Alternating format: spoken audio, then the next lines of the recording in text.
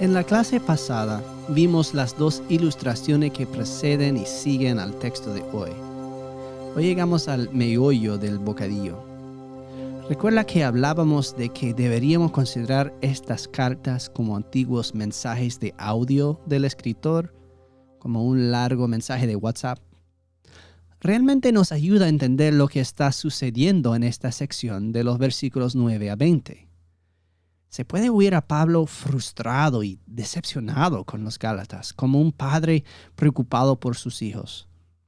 En esta sección habla de 3 temas principales que exploraremos en nuestra clase de hoy. Habla de cómo su esclavitud es a las fuerzas de la naturaleza, comparando su enfoque en la ley a los idólatras comunes. A continuación les recuerda el vínculo que compartieron cuando se acercó a ellos por primera vez. Pablo se pone muy personal aquí, ya que recuerda una parte embarazosa y dolorosa de su vida que compartió con ellos. Parece que estaba sufriendo mucho a través de una enfermedad que estaba afectando a sus ojos. Algunos creen que esto puede haber sido el viejo efecto de su encuentro con Jesús, donde fue golpeado ciego. Por último, Pablo habla como si fuera el padre de una adolescente a la que un joven de carácter cuestionable pretende apartar de la familia. Estos legalistas quieren que los Gálatas sientan que no valdrían nada sin estar atados a este otro evangelio. Pero lo que realmente quieren es tener a los Gálatas como premio. Pablo está tan molesto que siente que está empezando de nuevo con ellos, llamándolos al bautismo como si fuera la primera vez, aunque en realidad los está llamando a recordar el bautismo que ya recibieron. Creo que es muy importante que entendemos el tono que se da a esta carta. Pablo no se limita a dar ejemplos lógicos o a exponer argumentos bíblicos, aunque sea una obra maestra de ambos. La Biblia no es una lista de reglas, ni está escrita como un manual de instrucciones. No es un libro muerto. La Biblia es una carta apasionada. El Espíritu Santo utilizó manos y corazones humanos para escribir las palabras inspiradas. Las emociones humanas, la frustración, el cansancio, la tristeza, la alegría, la risa, todo ello forma parte de estas cartas. Como pastor puedo decirles que yo estoy empezando a entender lo que Pablo debió sentir. A veces parece que por mucho que predicas el evangelio de la gracia a través de Jesús y su obra en la cruz, la gente está constantemente tratando de venderse de nuevo a la esclavitud de las obras de la ley. La gente ignora lo que es verdaderamente valioso para conseguir cosas que no les sirven para nada. Creo que es razonable pensar que a Pablo se le salen las lágrimas al pronunciar estas palabras. Se siente traicionado por los Gálatas. No solo está mal que los Gálatas se dejen llevar por otro evangelio, sino que es desgarrador. Tan desgarrador como ver a un hijo queriendo ser vendido como esclavo. Peor aún, venderse a sí mismo como esclavo. La semana pasada hablábamos de las 2 historias que Pablo utiliza para hablar de la esclavitud, pero en esta selección también habla por tercera vez, técnicamente la segunda, de su relación con este otro evangelio como una especie de esclavitud. Pablo dice que se están esclavizando a los principios elementales de este mundo. Es una frase interesante y está cargada de un significado que podríamos pasar por alto si no comprendiéramos los argumentos más amplios. En la iglesia primitiva, en otras cartas de Pablo, e incluso en escritos judíos de la misma época, se describe a los que adoran ídolos como adoradores de los principios elementales del mundo. Adorar a Zeus o Atenea es en realidad adorar al cielo o a una estatua de piedra o madera.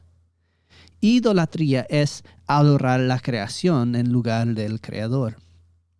Una parte central de guardar la ley de Moisés es el rechazo total de la adoración de las cosas, deshacerse de los ídolos y no esclavizarse a cosas como la luna o el sol, sino adorar solo al Dios verdadero.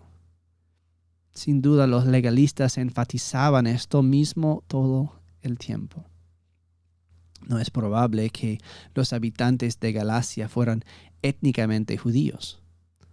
La tierra ahí fue colonizada por algunas tribus del norte de Europa que habían ayudado a los romanos en su guerra contra el rey griego Mitrádates unas generaciones antes. La mayoría de la gente que vivía en esta región llamada Galacia provenía de un trasfondo religioso de paganismo celta. Los árboles, las rocas, el cielo y otros elementos naturales eran una parte importante de su culto religioso. Rechazar este tipo de idolatría a la naturaleza habría sido algo importante, tanto para los seguidores de Pablo como para estos legalistas, e incluso para los judíos que rechazaron completamente a Jesús.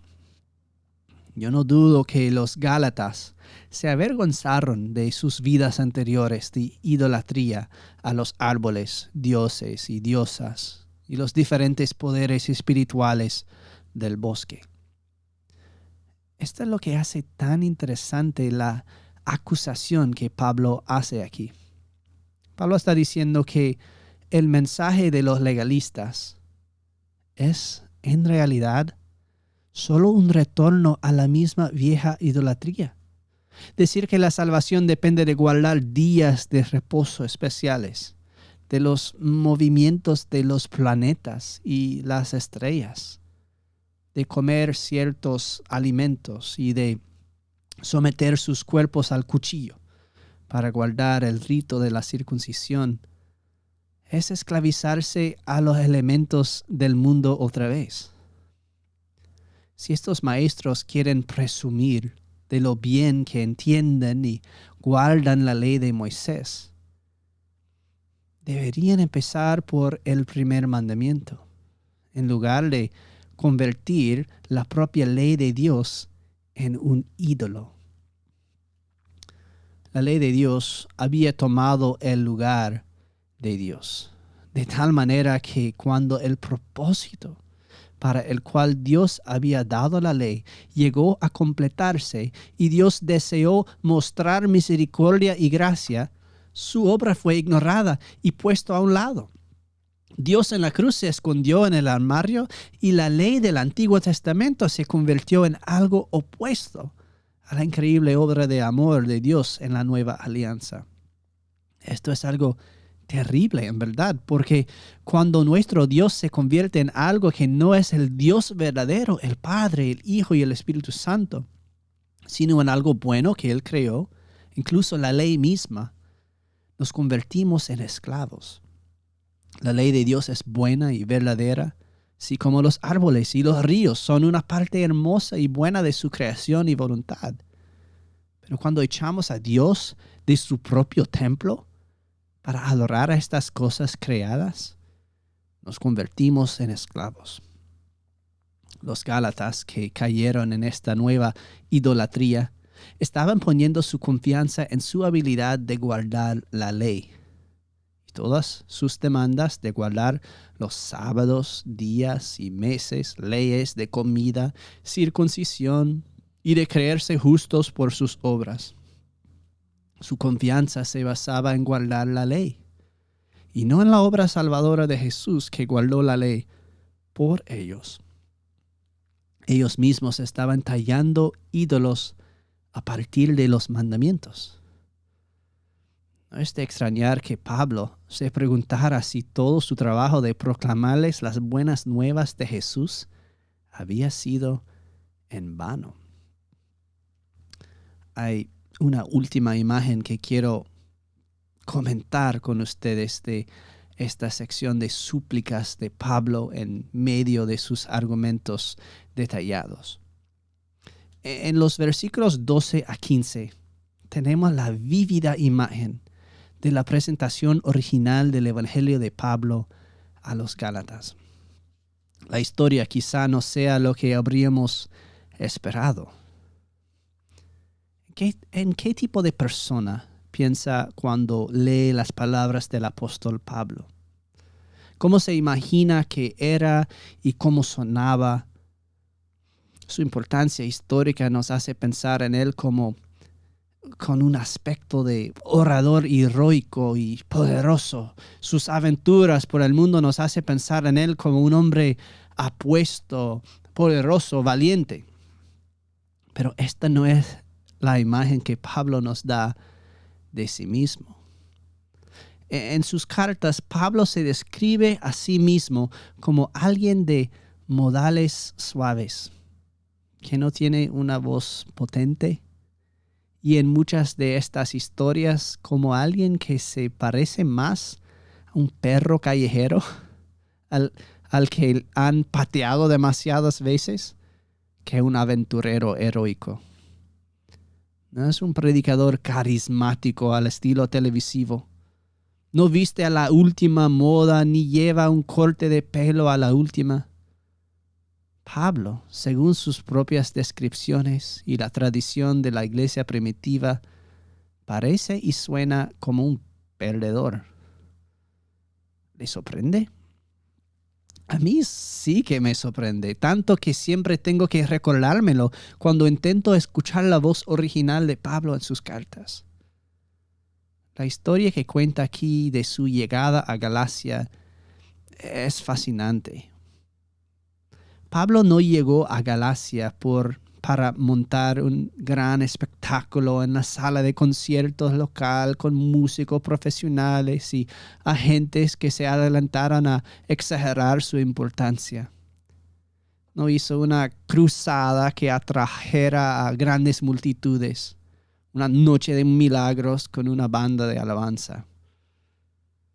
Él llegó cojeando a Galacia con una grave enfermedad que le hacía dolor tanto los ojos que probablemente no soportaba estar mucho tiempo en la luz. Su cuerpo había sido golpeado tantas veces que probablemente no podía mantenerse urgido. Mientras predicaba el Evangelio, probablemente visqueaba, sufría dolores de cabeza e incluso necesitaba hacer pausas para descansar. Parece que su enfermedad era tan evidentemente dolorosa que los Gálatas se sintieron tan mal por él que desearon poder haberle dado sus propios ojos para ayudarle a detener el dolor. No se olvide, en estos primeros días de la iglesia, la predicación de los apóstoles fue acompañada ocasionalmente con la demostración por el Espíritu Santo en milagros de sanación. Pero Pablo, a pesar de que había sido usado por Dios para sanar a otros, sufrió esta dolorosa enfermedad justo delante de ellos. Pero Pablo no nos pide que nos compadezcamos de él. Más bien pide a los Gálatas que vuelvan a pensar en aquella época y se pregunten por qué le hicieron caso. ¿Por qué acogieron a esta escoria de la calle, que tenía que taparse los ojos y permanecer en la oscuridad, que probablemente olía mal y sonaba como un viejo agotado. ¿Por qué lo acogieron como si fuera un ángel del cielo? O más aún como si fuera el mismísimo Jesucristo. ¿Por qué lo querían tanto a Pablo? Porque fue él quien les proclamó la buena nueva de Jesús. Porque en palabras de Pablo tuvieron un encuentro con Jesús que les llamó por su nombre. Porque la fea cruz manchada de sangre de muerte y sufrimiento los había hecho hijos e hijas libres de Dios. No espectáculos de luces láser ahumadas y un predicador guay vestido a la moda que los llamaba a convertirse en esclavos. Oyeran la voz de Jesús que los llamaba a través de estas cosas feas, rotas y vergonzosas, y supieran que era la voz de Dios.